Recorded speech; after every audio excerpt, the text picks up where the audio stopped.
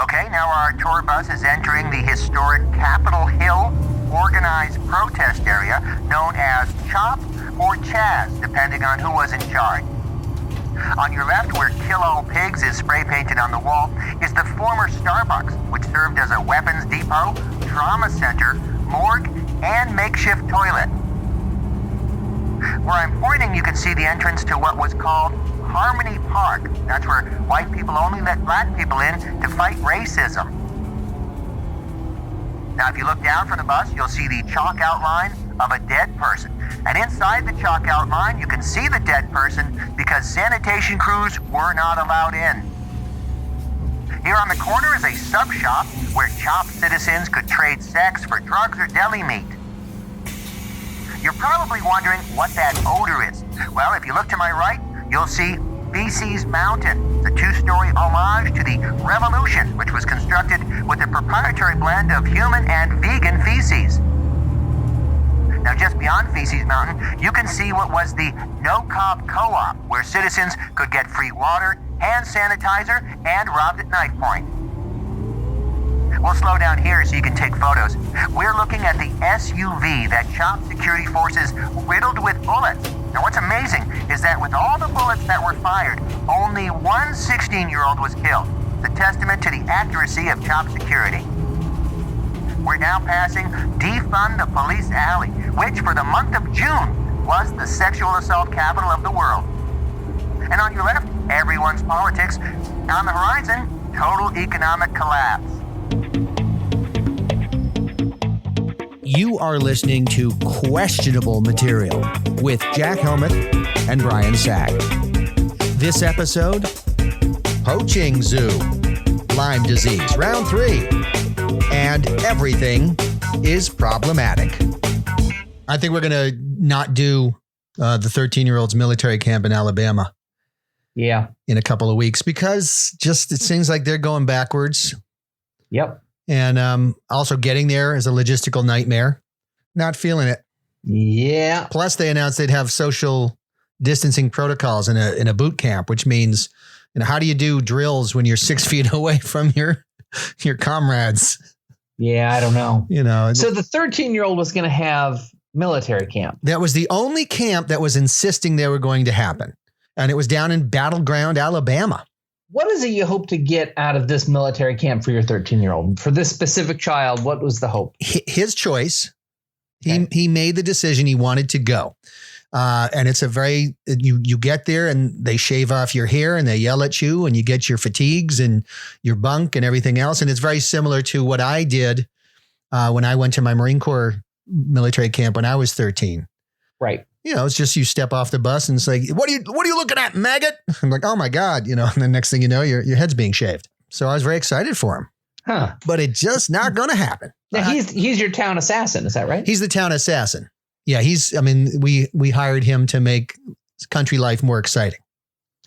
Oh, so the town, like your town council, like you were speaking about last week, hired him to make the life more exciting? Yeah. So what they did was they hired him. Instead of a paper route. Yeah, well, because, you can't get legit work at 13. You don't have the work papers. Mm-hmm. So they hired him to snipe from rooftops and just kind of keep people on edge. Why do you want to keep people on edge in a sweet small town? Because it can get kind of dull, Okay. You don't have the vibrancy that you have in the city. You don't have the fireworks every night between 11 p.m. and 4 a.m. Mm-hmm. You don't have the mass protesting or the rioting. You don't have the traffic, the honking, the random people walking down the street screaming at shadows and voices in their head. So it gets really quiet. You just hear crickets. Mm-hmm. And then during the day, people just going about their business in their gardens or doing whatever. So to hear a crack of gunfire from a Dragunov every once in a while is actually, kind of invigorating. I suppose so. Now, are there any sort of rules of engagement? Is he given specific targets? How does this work? No, it's anything goes. I mean, he's got his Dragunov and he's got his scope. And, as long as he's not visible, like if you see him, you're supposed to point at him and say, I see you, at which point he's actually obliged to step down or climb out of wherever he's hiding. Right. But if he gets somewhere and you don't see him, he's able to take a shot. And is he really going for it? I mean, is he looking for headshots? Yeah, he'll do whatever he can. He's not super good with the Dragunov. It's a new rifle for him. Previously he's had experience with BB guns and some airsoft. So the recoil really throws him off. I bet it literally throws him off. Throws him off buildings. Yeah, no, he's fallen in the trees a couple of times. Luckily, he's just only been scratched up, nothing broken. But no, he got, he's tried for headshots, obviously, as a sniper does. He got a shoulder. He got a foot. He really messed up a BMW X6, really lovely car. And so is he enjoying it? And he gets paid, I guess, paid in cash if there's a paperwork issue? Well, he gets paid per kill, PPK. So as of yet, he hasn't been paid, but it's still, it's kind of like a commission. It kind of keeps you going, the lure of that first commission. And so your son is finding that same thing where he's on the hunt for blood and for commission. It's it's nothing personal. Like, he doesn't have anything against the people he's shooting at, but he does have a desire to go into business, to make money. He's got, video games he'd like to buy and various Lego sets that are quite pricey that he'd like to purchase. And this is one of his ways of reaching that goal. So there's a part of me that likes the entrepreneurial spirit of this whole thing and adding a little spice to small town life. There's also a part of me that doesn't like being murdered randomly. Yeah, no, you get that pushback by some of the people in the town. Okay, I bet. And as you know, I'm on the town council, and we've heard that a few times. People saying I'd like to go about my day without fear of a gunshot cracking out and me, losing a loved one, or me myself, falling dead. And we say, I understand. I hear you. And we nod. That's how you show that you understand them. Yeah. Half the time I'm not listening. I'm actually doing online shopping. During council meetings? Yeah. I mean, they're long and they're tedious. And, I like to tune out. But what I've learned in the years of doing this is you just kind of, you nod, and that just, people assume you're listening because you're nodding at whatever they're saying. It's an affirmation. It makes them feel good.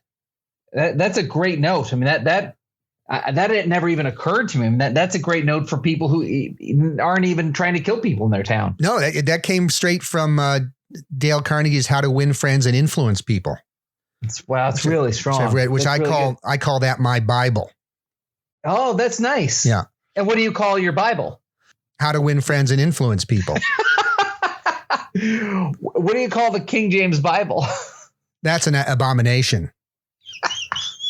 I'm strictly Louie Jenkins edition. What? I didn't know. So I know King James. I don't know Louie Jenkins. Yeah, Louie Jenkins was a farmer in the early 1800s who had a Bible, and then just kind of he said, I want to do God's word my way. Oh. And so he kind of took his favorite chapters and mashed them up a bit and added some fan fiction stuff in there. And it's just really, it's a lot more readable. He took out all the thous and oh my gosh. And all the pretentious can'ts and stuff like that. Like, that's just, why would you do that? Come on. Must be a thin book then. Yeah. It's like 48 pages, but it's single spaced. It's single spaced. So, I mean, it's like 48 whole pages. Sure. Yeah, of course. So, all right. So you're in the town council meeting, probably a large portion of the town is in the council meeting, probably screaming about your boy. Oh, were you there? And what's that? You were there? No, I wasn't there. I'm just sort of assuming. Oh, that's funny, because that's exactly what it was. Yeah. Yeah, and so everyone's in there, and you're online shopping. Yeah. Like what can't wait? What are you shopping for? Like secondhand clothing. Because I do a lot of stuff outdoors and stuff, and I don't like getting, monkey entrails on my pants. And so I'm looking for pants that are essentially disposable. Right. Why are there monkey entrails anywhere near you? Well, because I have a monkey zoo. Gosh, I didn't know that. Yeah. We haven't seen each other in like 4 months now. Right. Now, well, since then I started a monkey zoo. I got a variety. I've got capuchins and, baboons aren't really monkeys, but I looped them into the whole thing. And I got 4 gorillas and they're unruly and they're unappreciative. Oh, that's even worse than being unruly. Yeah, but they will learn. God, when you feed them, when you do, it's like with your kids, when you do them a favor, it's not even a favor, when you help keep them alive and they don't appreciate it. Yeah. And I know they don't understand what I'm saying, but I'm just yelling at them all the time.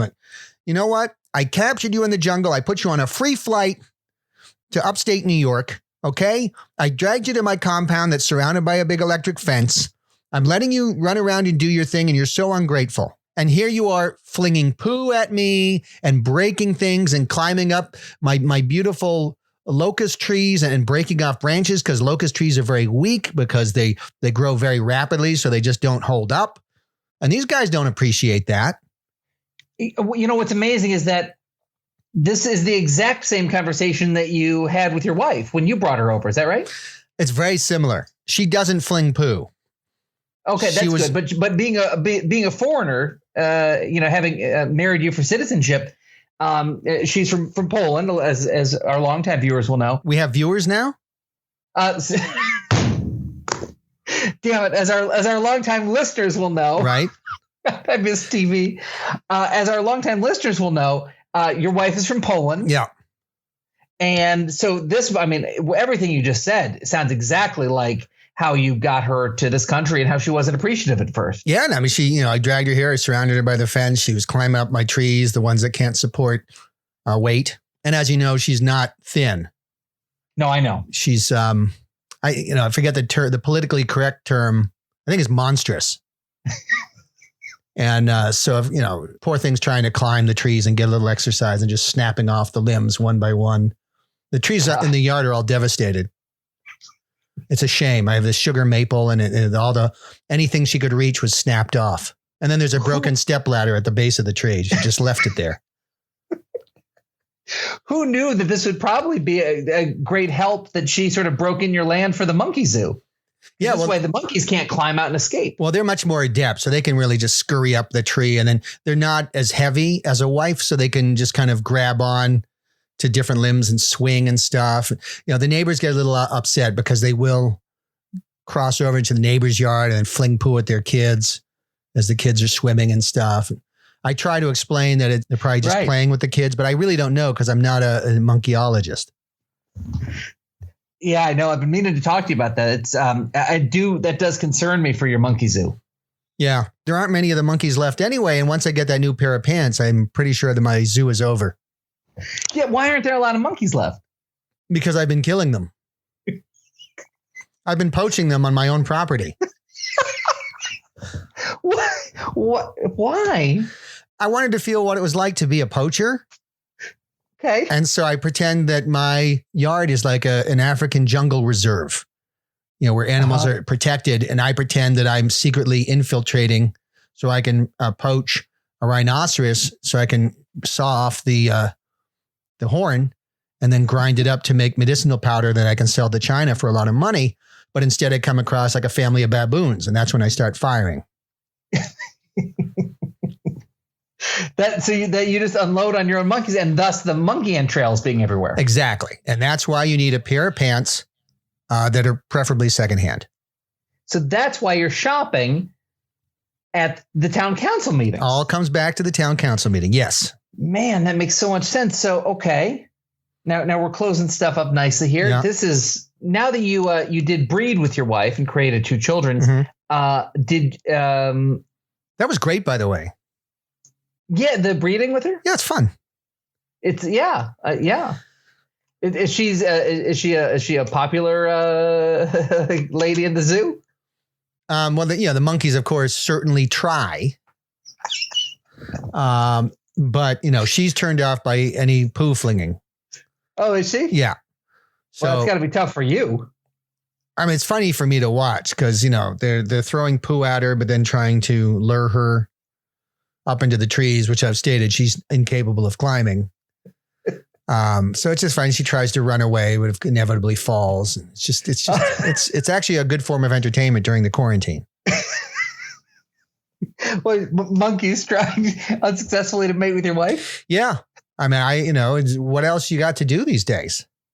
Your neighbors must hate you. I mean, there must be some loud sounds coming from your house. Yeah, there are. I mean, that's what all the police reports say. And that's one of the reasons I'm behind the defund the police movement, because they're always here. Always.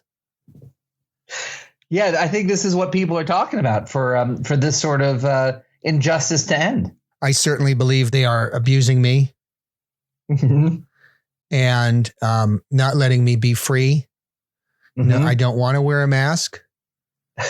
I've said that numerous times. I won't go to the grocery store. I don't even need groceries. And I'll just walk in there and be like, I do not need a mask, ladies and gentlemen. That's great. You know what? Price Chopper doesn't think that. That's so strange. Yeah. So town councilman Brian walks in, and then they must say, here he is again. Yeah, it's funny you say that. They do kind of have that look like, oh my God, the fourth time today. But for me, it's not about how many times you do it. It's about the quality. Mm-hmm. I've perfected my outrage. Some people have that flag that says, don't tread on me. Yes, of course. Well, I have the one that's not as popular that says, how dare you force me to do anything like that ever? Not as clever, but more to the point. So you're on antibiotics right now, Brian. I sure am on antibiotics again, Jack. Now, why would that be, Brian? Well, here's the story. So I woke up at 5 a.m. on a Tuesday with 102 degree fever. Jeez. So my first thought was that I had AIDS. No. What? Because no, I don't think so, because that was when the prison assault, and that was 8 years ago. And I feel like if anything was going to materialize, it would have by now. Sure. So I guess that makes sense. Yeah. Why did you assault that guy, by the way? I wanted to show my dominance in the prison system. And that's one of the first things you need to do. You walk into the lunchroom, you make sure everybody's looking at you, and you let them know you're not going to take any crap from anybody.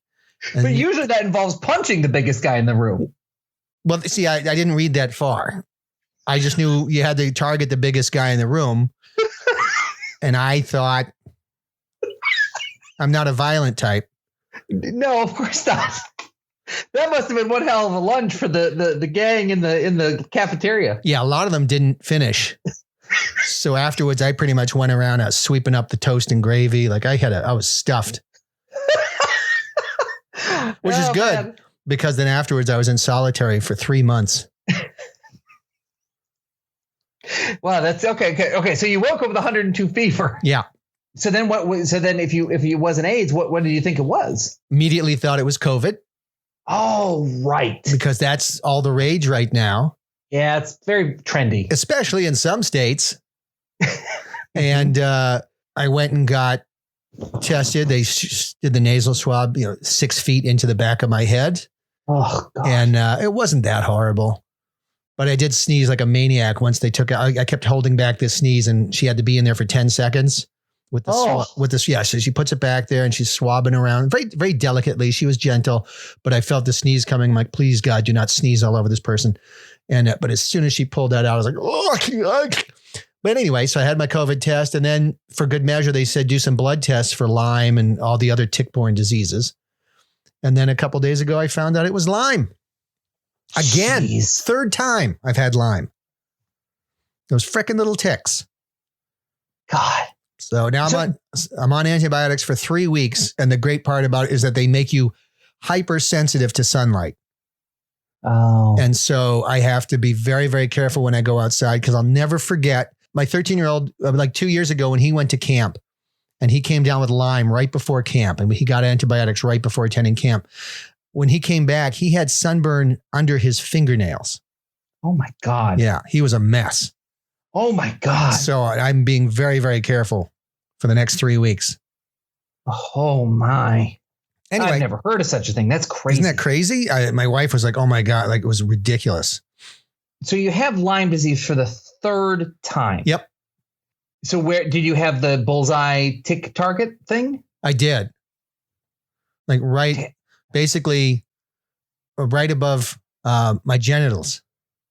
Wow. Which my wife interpreted as an invitation. As did everyone at the gas station. Because I like to wear low rider shorts. I know, they're really low. And a halter top. Mm-hmm. And here's this bullseye pattern right above the groin there. And people just fixate on it. That's a shame. Yeah. And then they just look at me and I look back at them. We make sustained eye contact and they jump to conclusions. God. Like I'm looking for something. Right. And I mean, you're just out like getting some gas, like getting ready to, teach your online belly dancing class. And like, why shouldn't treat you like that? People are very presumptuous, I think, to approach you, to wink. And, when they get a wink back, they think that's a thing. And then, next thing you know, they're groping you and you're saying, yes, yes, yes. When you mean no, you want to say no. Yeah. But you just keep saying, yes. Yeah, that's it. Why is what I want to know. And I think there's got to be some kind of weird psychological thing going on where you say the opposite of what you want to say. Right. I didn't, did I want him to come over? No. What did I say? You want to come over my place? 100%. Your wife must have been a little freaked out. She was busy because she was being chased by a capuchin. It's strange living up there, my friend. I definitely think maybe a lot of this Lyme disease has affected your brain. Yeah, well, I do notice the extra ringing in the ears and a little dizzy, disoriented. Woke up next to 4 strangers. It's a weird medicine. So a little tinnitus. Yep. A little, maybe a little vertigo. And then a complete stripping down of your sexual defenses. Yeah, apparently that's what antibiotics do. I cannot say no to anybody. It's crazy.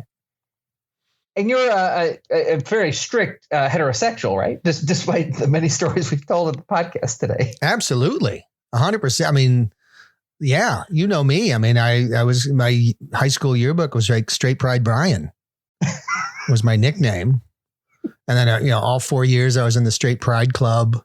Mm-hmm. And then for freshman and sophomore year, I did straight field hockey for dudes.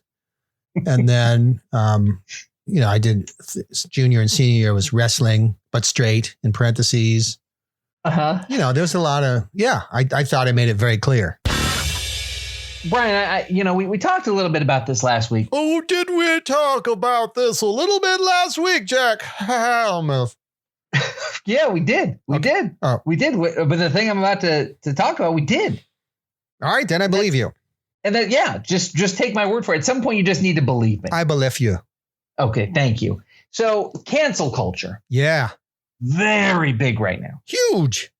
Everyone is going back and looking at every piece of art that has been done over the last 50 years to find the 1 or 2 problematic pieces. And just since we recorded a week ago, so many different TV shows, 30 Rock Again, Unbreakable Kimmy Schmidt, Community, Scrubs, a couple others, and this is just in 7 days, have gone back and they're editing out things from that are episodes of their shows that have been streaming. Movies have been taking off streaming services. Cancel culture is in full swing right now. And I just read that there is a bunch of changes made to some very classic TV shows and movies that I know you know a lot about. Oh, right. Yeah. So I am a TV historian, movie historian. Yeah, I know you are. So this is going to be really interesting to hear. And probably very easy. Oh, it's going to be so easy because you're going to know as soon as you hear the movie or TV show, you're going to know the problem that they're going to have to go back and and either cut out shows that are old or maybe if there's a show that's currently on, the change that they're going to have to make. Right. So I'm very excited to hear how they're avoiding cancellation of these properties by editing them down. So the first one, Brian, would be Back to the Future. Oh yeah, Back to the Future. Yeah. So could you tell us what sort of is problematic about Back to the Future for a modern day audience that they'd have to go back and edit it? Yeah. Well, the big thing, the Doc. Yeah, of course, Doc. Doc what? Doc Brown. That's Doc right. Brown. Exactly. I was quizzing you. Doc Brown.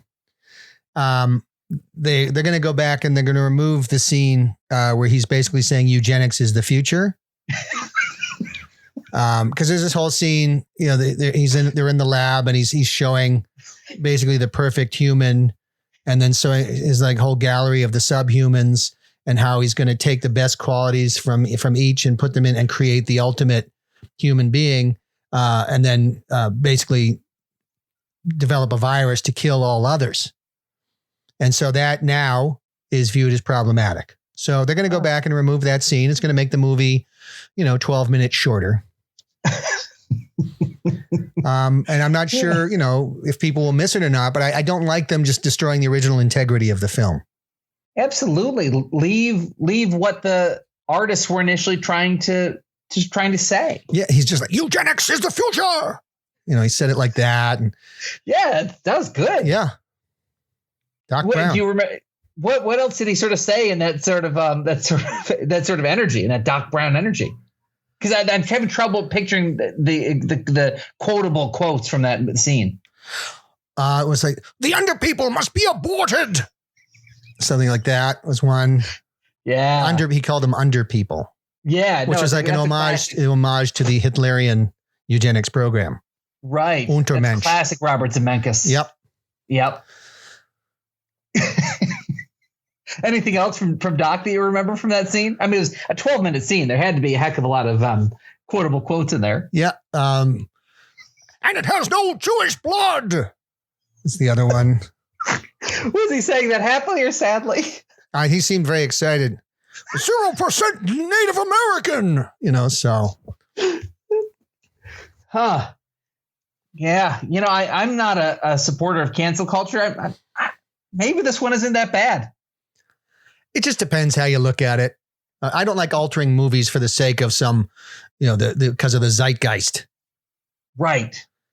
Yeah, I'm with you. I'm generally with you. Just that example is a little iffy. Okay, what about The Sopranos? For me, that's top 2 greatest TV shows ever made. Oh, The Sopranos. Yeah, I remember that. So there was I don't even remember in season 4, where he basically there's a scene where there's a gang that's dealing drugs. Yep. And Tony pulls up with Michael Imperioli's character. Yeah, Christopher. Yeah, Christopher. And so they pull up in the street corner, and this guy leans in, and Tony says to him, "I don't want to see you here next week. If you're dealing drugs in this corner next week, you're a dead man." And then they drive off. But the problem there is the guy on the street corner was black. Uh-huh. And so it's viewed, a white Italian guy telling a black guy what to do is unacceptable. Right. Of course. They're not going to remove that scene. Mm-hmm. They are going to just use CGI to put like a clown face on the drug dealer guy. So when he leans in the window, he's just got like kind of like a clown face. So he's very nondescript. You can't really tell who he is or anything. There's no ethnic trace there. And that way it's less offensive. Yeah, I guess that makes sense. Well, except for the fact that there'd be a clown on a street corner selling drugs in Trenton, New Jersey. These are things, you can't really worry about when you're trying to appease a handful of unhappy people. Mm-hmm. Mm-hmm. Here's another classic TV show. You would think this would be maybe above the fray, but the Cosby Show. Yeah. I know Bill certainly hasn't had the greatest career outside of television in terms of all the raping. Right. But why attack that show now? Well, because of the scene, there's in one of the episodes, he had Dr. Huxtable. Yep. has a white patient, and he hands her a bottle of pills. Okay. And, because she's got severe heart palpitations. He's like, you need to take these every day, 2 a day. And then she's like, thank you, doctor. And she leaves. And then he turns to the camera and he says, those are placebos. And he winks. And then he goes, cracker. And then the credits roll. Oh my God. And at the time they added the sitcom laughter. So you think the whole audience is laughing at it. But in retrospect, yeah, it's a little weird. That makes me really uncomfortable. Yeah. That seems so hatefully racist. That wasn't what that show was about. No, it wasn't. But I mean, you just didn't think about it. You just kind of glossed over it. Huh. But it's so funny. Why I thought picking on white people was sort of like a cool thing to do right now. Well, but back then it wasn't. Oh. So what's acceptable today was not acceptable back then. I see. If it's acceptable now, then why go back and change it? I would think then that they would want to maybe put the Cosby Show back in prime time where he's calling a bunch of white people crackers. Because it's all about changing the past to accommodate the now. Okay. That makes sense. I mean, it makes sense in a totally messed up way that makes no sense. Mm-hmm. Here's, obviously I'm a huge fan, all-time favorite, Star Wars. The original 3 Star Wars movies were very problematic, apparently, to today's standards. And they're currently making some hardcore edits that fans are not going to be happy about. What are some of the things you're hearing there? Well, yeah, the problem was basically that the Force was a power structure developed by the Jedis. So it's it's Jedi supremacist. And so it's unfair to non-Jedi people to try and participate in this system of spiritual energy usage that was created by the Jedi. And so what they want to do is they want to destroy the Force down to the bottom and rebuild up the Force with more equity and inclusiveness. So non-talented people could say they have the Force. Exactly. So anybody can say they have the Force. So what would a lightsaber fight be like in a new cut of Star Wars when we've taken out of a lot of this, talent and stuff? It'd be like 2 people whacking at each other with copper pipes. A lot of clanking. Yeah. Okay. But the Jedi, they have a gift that others don't have. I'm sorry. That's just the way the galaxy works. Yeah, but it's unfair to people who would like to have the Force. You just don't have the Force. No, you break down the Force and you start from the bottom and you build it up. Kind of like communism. And that worked out great. It did work out great. That's a good point. Okay. There we go. So Monday Night Football, they're making big changes? Yes. Now that's a classic show, but also one that still airs. That's the football game that America watches once a week. Yeah. Well, I mean, it's basically, how long is a football game anyway? 2 hours? Oh, 3.5. 3.5 hours of toxic masculinity. There's no greater display of toxic masculinity than a football game. That's a good point. So they want to accommodate more people. They want to make it more inclusive. Like right now, it's mostly just big, beefy black and white guys. Right? They want more, Asian guys. They want more Jewish guys, scholarly types. And they want, they would love to see some more, lesbians in there. There don't seem to be enough people from Madagascar playing football these days. Indigenous people have been, denied a seat at the table, as it were. Yeah. And they deserve a chance to get brain damage or have their clavicle broken. Yeah, of course. Just because they're not strong enough or good enough doesn't mean they shouldn't be a part of this. That's pretty much the attitude. Yeah. It's like, it's for too long. It's been exclusive to people who were big and meaty and muscular and aggressive. And that's unfair to those of us. And when I say of us, I mean you who are, delicate, pasty. Their muscles have atrophied from years of not being used or looked at.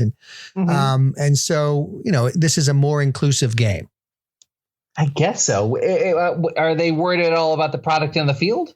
Like, what are the games going to be like? What's gameplay for football going to be like with this new inclusiveness? I mean, I'm looking forward to finding out what happens when a guy who's been playing football for 8 years goes up against a dude who has been studying the Talmud for 6 years. That I would tune into that. Yeah, no, I just want to see I would love to see what happens. But the toxic masculinity that we're trying to flesh out isn't just, one element, of course, is getting rid of so many of the men who are hyper aggressive. But another other changes that would take place, I would assume, Brian, would have to be the way the game is played, where you're running around hitting people all the time.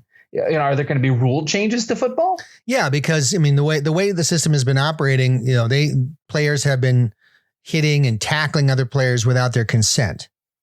Oh, so it's very influenced by campus speech codes. So what we're going to see going forward will be, do I have permission to grab your leg? Mm-hmm. Yes, you may. And then they will grab the leg and they just have to check in. Is it okay that I'm grabbing your leg? Yes, it's okay. And it'll be a way of ensuring that both parties are participating in this together and there's not some power dynamic where the weaker party is being taken advantage of. Well, oftentimes the person with the football does not want to have his leg pulled to the point where he falls down and must stop running. Yeah, that's a problem we're running into in beta testing. Is when they say, no, you may not, then the player immediately releases the grasp on the leg. And there was one game with 92 touchdowns. All because this guy would not comply and would not consent to being tackled. So it will be worked out and it will be a fun game to watch in the future. Now, okay, I totally see how that goes, but you said they're also going back to edit some old football games. It's one thing to edit art because it's all sort of made up, but sporting events are historical. They actually happened. How are you going to go back and edit actual history? Well, obviously, any white guy tackling a black guy is problematic because he's had privilege that has allowed him to get to that position of tackling the player who has the football. That's a good point. So, they're going to just go back and to the games and they'll modify, like anytime O.J. Simpson was tackled, they'll remove that and they'll just assume he had gotten the touchdown. So we'll probably see his track record improve greatly. Although the murders still stay at 2. Okay, but his rushing yards will go through the roof. They will go through the roof because technically he will not have been tackled by an oppressive power structure. Boy, that's going to be I feel sorry for those guys and gals at NFL Films. It's going to be a lot of editing. There's a ton of work. But on the bright side, there's going to be a ton of editing work for any freelance editors. Good point. Television editors will be busy beyond belief. And in this economy, that'll be great. That might be. And a lot of people are saying that, by the end of 2021, there will be more television editors than teachers in this country. We need people to go back and change history. Yeah. And these people can say, they can proudly say, I am literally changing history. Yeah. When we were young, we were told to go and make history. Right. But now they've fixed that messed up line of thinking, and we're really going back and fixing history. Yep. And when you fix history, you make it all better in the present. Yeah, that's a good point. Thank you, Jack. No, God, thank you. And God bless all those editors. They're doing great work. You're doing great work. Thank you. Last one. Yes. One of the greatest movies of all time. I actually have a poster of it framed in my house. Yeah. 1982, Steven Spielberg, E.T. Yes. Probably the film best known for. You know, what's the problem with E.T.? It's so wonderful and loving. Think about it. What? Think about it. You really don't know? No, Okay. Some kids find this alien and they can help him go. What? You just said the word. Kids? Nope. Alien. Think about it. Comes here illegally and is pursued by federal authorities. Unacceptable. If this were Twitter, I'd break it up with hand claps. Clap, clap, act, clap, clap, accept, clap, clap, clap, clap, bull. Unacceptable to treat an alien here illegally by chasing him with federal marshals. So they're going to go back and they're going to re-edit it where he gets a driver's license. Okay. And so what? So he's not an alien anymore. He's a citizen. He's a permanent resident is what they're going to call it. And actually, so when he gets sick, he'll immediately have health care? Yeah, if he gets sick, he will be taken care of. Right. Even though technically he's got his own insurance because all he has to do is point at his stomach with his light finger. Yeah, you'd think so. So they just give him, and does he, does he get help? Does he stick around? Does he start voting in elections? The movie ends with them lobbying really hard to give him voting rights. Mm-hmm. But then he's just like, you know what? Everybody here's nuts. And he gets back into his spaceship and takes off. Oh, well, there's a change I like. Yeah. And then they just look up and they're like, oh, we lost a vote. Well, Jack, that was a show. It was. We recorded it as we are supposed to do every week. And placed it in digital format. I feel like I've done my part for America this week. I feel like I did my part for America this week. But what does America do for us, Jack? Not a lot. I see the download numbers. I know a lot of people download this thing, but not a lot of people review it. And it just makes me feel betrayed. We got 74 reviews. Yep. Which is good. I've seen podcasts that have been around for years that have like 2. Yes. I would love to see a review, Jack, that really lets people know that you are a horrible person. America, feel free to review the podcast. Definitely subscribe to it so that you get the updates. If you subscribe, which is literally clicking a button, then you get the updates every time there's a new episode. And it will call your house at 4 a.m. and you'll get a recorded message. There's a new episode dropping. That sounds great. Everybody needs that. People love that.